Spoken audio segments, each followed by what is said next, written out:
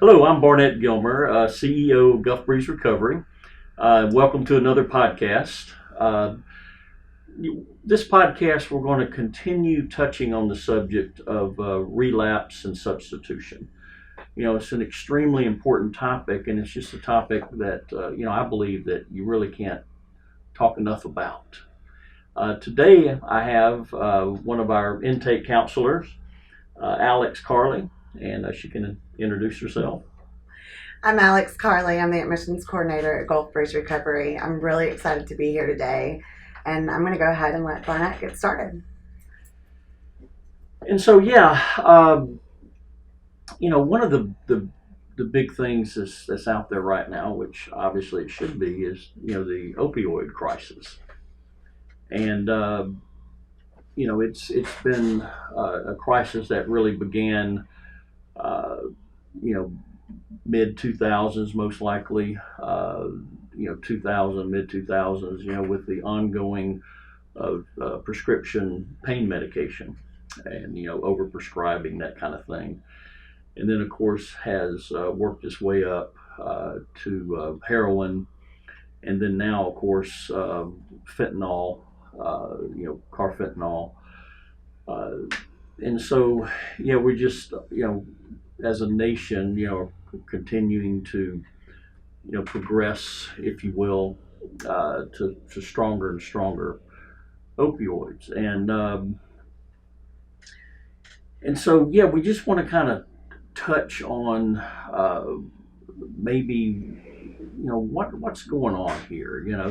There's other things that are happening also, like women who are now suffering with alcohol abuse, alcohol use disorder, if you will. And that number actually has doubled, more than doubled, according to the Centers for Disease Control, from 2002 until 2013, the most recent number that I saw.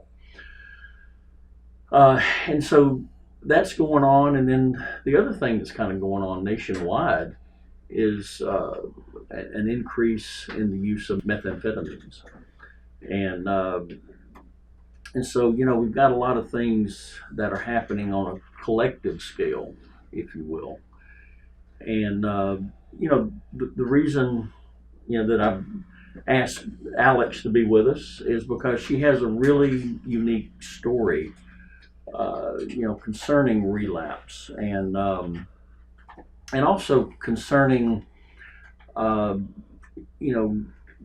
trying to get help, but really not addressing, the core underlying reason, if you will, that maybe that she had started using, and that kind of continued the use, and just kind of underscores what we've been talking about. But I don't want to tell her story, so I'll kind of let Alex talk a little bit about it. Okay. So my drug abuse, and really it started with a need for validation and the misunderstanding of where my happiness was coming from as a child. And that really started my continual need and search to find something outside of myself to make me feel better and just really relate to people around me. And so I started enrolling in extracurricular activities, studying really hard, thinking that if I just made these A's, or if I got on this certain team, my parents would really be proud. And as I got older, it turned into wanting attention from, the opposite sex, or even just the popular group in school. And so that's where I started finding drugs as an outlet to become, that ideal person that I thought was acceptable in society. And so that's where I started smoking weed at first, and then drinking. This was to be able to go to parties and people to like me, and I thought that this is what made me feel like I was a whole person, that I was going to be okay and I was going to be happy if all of these people liked me. As I got older, the parties got harder, and so did the drug use. It went from heavy drinking to cocaine use, and then eventually I started using methamphetamine as well. Um, it was during this time that there was some abuse and some trauma that I had gone through, and never addressed it. Even in outside therapy, I was still seeking, I was still in the belief that the substances were what were going to numb my feelings and they were going to make me be okay, and um, that I could function in society with those. That was the only way I knew how to do it. It wasn't until probably 2007 when my drug use had gotten really out of hand. And so I sought help through a treatment center. And in going to the treatment center, it was like a 9-month program. I had gone in. I was at that time addicted to heroin, to opiate, just pain pills. I was doing methamphetamine. I had added everything I could as a possible solution to my addiction problem. And what happened in treatment is they only took away my drugs. There wasn't any address of why I was seeking this in the first place. Why was I continuing to just use drugs as a coping mechanism? And I had no idea at the time that the underlying reasoning for that was probably the trauma and the abuse that I had gone through, and also feelings of unworthiness and inadequacy, that just not enoughness. I never felt like I was ever good enough unless I had, the cloak of the drugs to protect me. And so I left that treatment center and used immediately. I went right back to drugs because I didn't know how to deal with the problems that were there to begin with. That were the losing my kids. My family had kind of given up on me. There were a lot of factors that were just never addressed. And so again, my drug use just spiraled out of control. I continued to pick up and add on more substances because that's what I had come to believe was the only way out, the only way I had to deal with life. And as it got worse, I tried to do a few detox facilities, and those again, it was just detox. There wasn't any type of education on substances, or they just made me feel a little better, and I went right back out to doing the same thing. This happened again in 2012. I went to another treatment center, and this time I had gotten on, they continued to prescribe me more medication and more medication to get me off of the heroin and to get me off of the methamphetamine.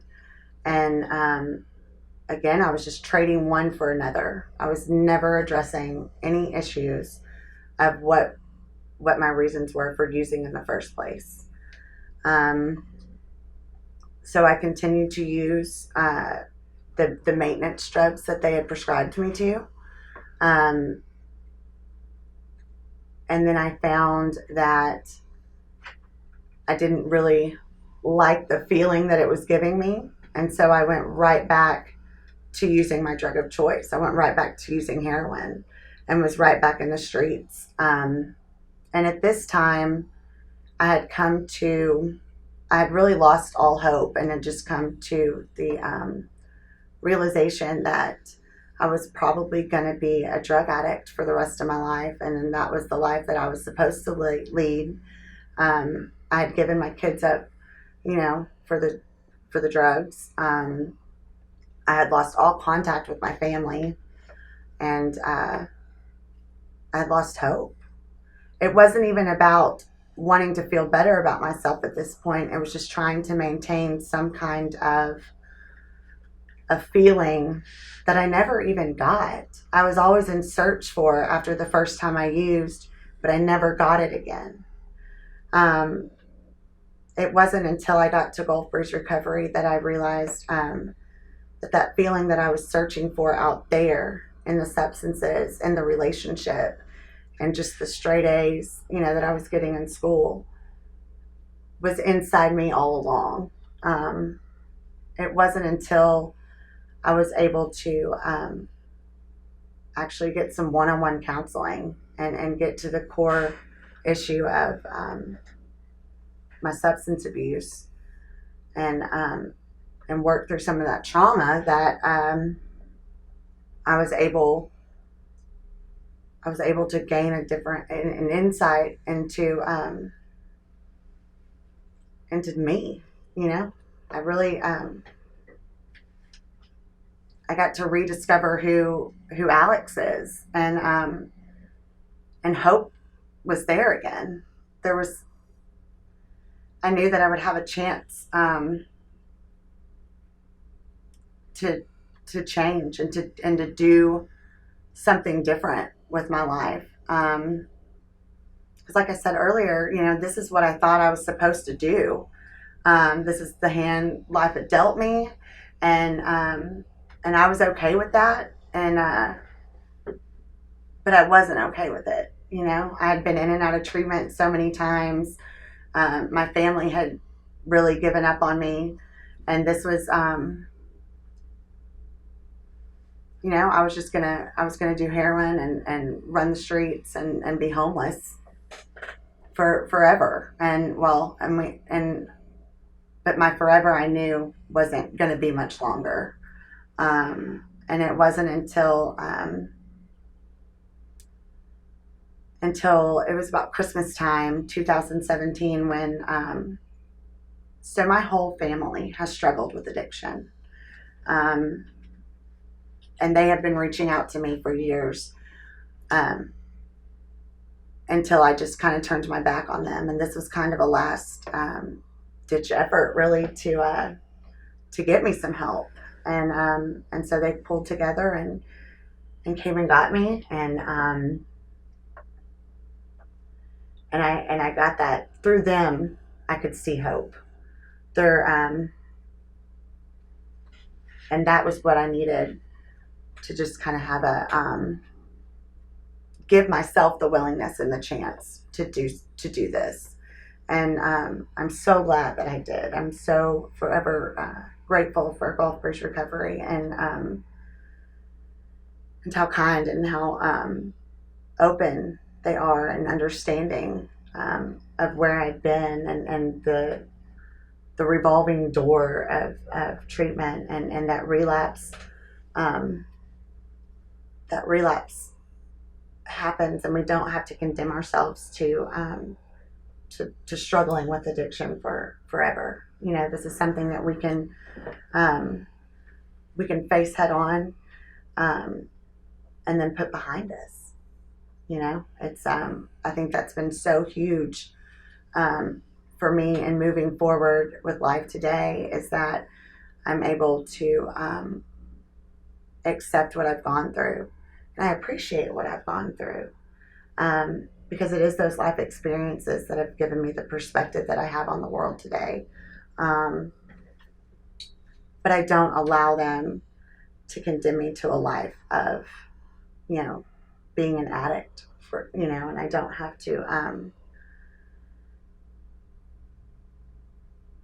to go through, I don't have to allow my past to come and dictate how I'm going to live my future.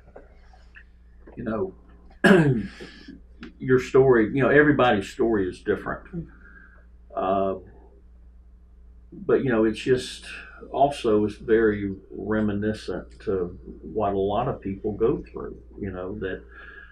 That people have come to us that have been to multiple treatment centers, or maybe one treatment center multiple times, uh, or a mixture in between, and they lose hope. The family loses hope. The family gives up on them, and to a certain extent, the family has somewhat earned the right, to give up. They don't know. They don't understand. They know that their loved one's been to treatment, that they don't know why it's not working. Uh, they've been to treatment and they're still choosing to use, and we need to wash our hands, and that does on the surface make a lot of sense. One of the issues that we see, and what we've been talking about in different podcasts, is that what people experience, with traditional, in the traditional model, if you will, of treatment, is what I like to sometimes call, the not doingness of drugs and alcohol, and that is to chop the plant off, if you will, at the soil, what we spoke about, and sure, our goal is, to help a person not use drugs and alcohol, to prevent relapse, to help them prevent relapse, and to substitute. Um, but as we said before, and as we all know, just like with the plant, when you have fertile soil and the roots are firmly in place, the plant's going to grow back, and that plant represents relapse, or substitution. And so, yeah, we're going to try to help get a person get to the root cause. What's going on, the trauma, just like you had mentioned, uh, the the wanting to be recognized. What's really going on with that drive to want to be recognized. And then I know, uh, I can't remember if you had mentioned it just now or not, but some trauma, that had developed. Uh, and so when we don't address that, uh, we've heard the term, drive drunk sometimes, and so, yeah, a person, when they experience that, may not be using, but is still terribly unhappy, uh, still searching, that kind of thing, and a lot of times it leads back to relapse. Uh, and so, yeah, we want to get to that issue, and getting to that issue takes resources. It takes time. It can't be there's just no such thing really as a quick fix with that. Uh, but we can get through it, and we can get through it in a reasonable amount of time, and help a person to really to see, for the first time, insightfully see, what's going on. Um, and so, yeah, Alex, your story's beautiful, and it beautifully illustrates, what we've been, you know, talking about for several podcasts now. Um, can I ask? I mean, how many treatment facilities did you go through? How long a span did this? Um, so the revolving door of treatment centers that I had gone through, I had done detox at 3 different state um, facilities, and then to I went to a 45-day program and also a 9-month program, but it was at the same facility, and I did that twice. So I've been in and out of treatment about five or six times. And you had touched on medication, Mhm. that when you had went that you were given medication, uh, and that it was for you maybe somewhat of a substitution. Mhm. Yeah, and I know that when we had talked before that you had even mentioned something about even selling some of that medication on the street. Yeah. Would you like to talk about that? So I when I went to the 45-day program, the my I had this idea that the cravings were going to be so bad, and I wasn't going to be able to handle being off of a substance. And so they had agreed to put me on a maintenance medication of Suboxone. And then about a week after taking the Suboxone, I couldn't focus, and I wasn't. I felt like I wasn't really present in the daily activities that I was trying to be productive in. And so I got put on Ritalin. It worked for a brief period of time, and brief period of time I mean like a month, before I was ready to. I knew my solution, that had worked in the past was the heroin and the methamphetamine, and so I did. I went to selling the Suboxone on the street and also the Ritalin to get what I really wanted, and that was the heroin. And so my heroin addiction just picked right back up. You had used the word solution, and I'm sure at the time, and you correct me if I'm wrong. I'm just kind of paraphrasing here, but I don't know if did you at the time think my solution needs to be this, that, and the other, or was it just something that you did because it was what you're used to doing? So I think I had a really common misconception actually of where solutions came from. It was kind of something that had become a habit even as an adolescent, that you take this pill, you'll feel better. If you take, I had presented as having some depressive disorder, and so I got put on antidepressants at a really young age. And because of that, it was, told to me that I had to take this medication in order to be normal, in order to be a part of, and be able to participate with, classes or my peers. And so it was that habit that formed pretty young.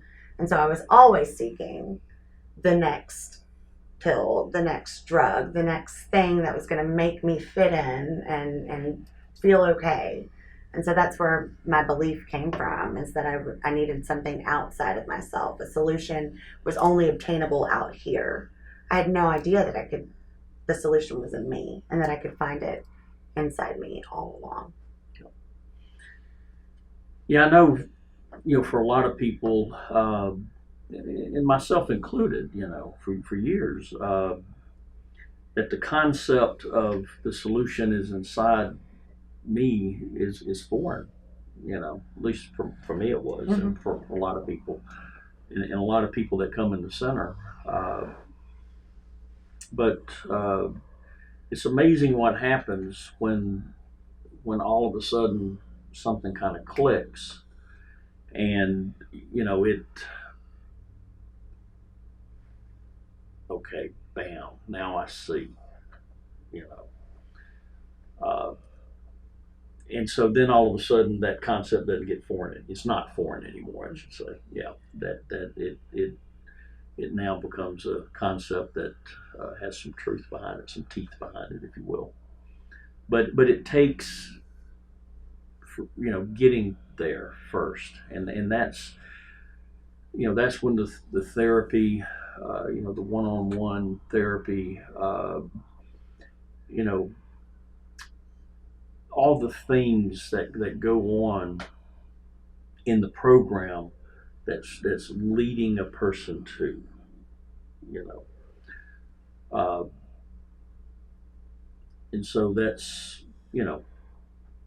it's a good thing, and that's kind of the difference if you will, that it takes those resources for to help a person to get beyond addiction. Let's just say it like it is. I mean, it takes some work and time, effort, therapeutic resources to get there. But the end result of getting there is wonderful. The view is definitely worth the climb, and so countless times, and you're such a beautiful, once again, a beautiful example of where the family has given up on somebody, and then all of a sudden, bam, I've got my daughter back, I've got my son back, I've got my husband back, I've got my wife back, whatever, but I've got my loved one back. And we see it time and time again, and I'm sure your family has felt the same thing. You certainly talk about it. Yeah, it's indescribable, the relationship that I have with my family today. It was, and even thinking back as a kid, it's not even, it's completely different, because I have this understanding of who I am today, and being able to relate to them on a just a different level of, and I say confidence, but growing up with low self-esteem and insecurities, I never felt like I was adequate enough to be a part of the family, and so I was always trying to show out, and perform, and just be this completely fake person that I wasn't. And today I get to be Alex again, and see that they're genuine. Just being genuine with my family, their love, you feel the love. It's not, I think even too with trying to perform and be something different, you don't even accept love that you get, because then it's not for you as that person, if that makes any sense. And so today, just to be around them, and to know as well that they have come through their addictions, and been able to move on with their lives, and they just have so much. It's just, like I said, it's indescribable. It's a really neat, unique gift, and I'm just really grateful to have it today. It just sounds like to me through your struggles that,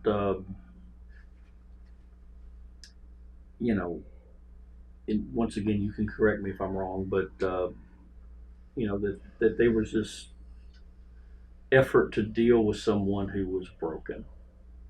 Okay. And I know we get it a lot. The people really do believe that they're broken. They've been through multiple centers. They've been through treatment a few times. Things in their life haven't gone very well. And so they feel broken. The family, feels that their loved one is broken, that something is wrong. And it's so amazing, that, here we are speaking with someone who at that time maybe seemed to be broken, but you're not. And that's one of the things that we try to help people that come through the center to see that they're not broken. But when they first get there, they have a hard time believing it. And so it's really a beautiful story that that does illustrate that even though a person goes through some horrific things, and a long hard struggle with substance use disorder, poly, if you will, that there is always hope on the other side. And, once a person can really acknowledge the underlying issues, that, things change for them, and that they're not a broken soul out there, that they really have had everything they need, but just like in most cases, have been a little lost. And so, I know I said it 2 or 3 times. I'll say it again, though, that it is a beautiful story. Really is. And so I think, that pretty much wraps everything up, for this podcast. And once again, I'd like to thank you for joining us. And until next time. Till next time. Thank you.